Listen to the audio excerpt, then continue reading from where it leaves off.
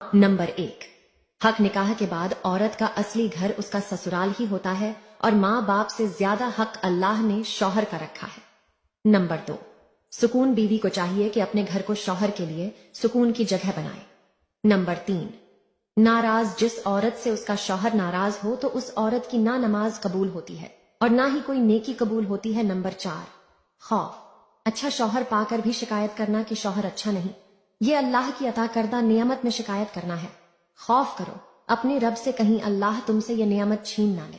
Number 5, मर्तबा शौहर का मर्तबा बीवी पर इस कदर बुलंद है कि बीवी अपने शौहर के जख्मों को जुबान से चाट कर भी साफ करे तो वो उसका हक अदा नहीं कर सकती। नंबर 6, सजदा, अल्लाह अगर आपस में बंदों को सजदे का हुक्म देता तो बीवी को देता कि शौहर को सजदा करे। नंबर 7, इज्जत जैसे तुम इज्जत का मुतालबा करती हो वैसी इज्जत और मोहब्बत अपने शौहर को भी दो जिसके वो शरई तौर पर ज्यादा हकदार हैं।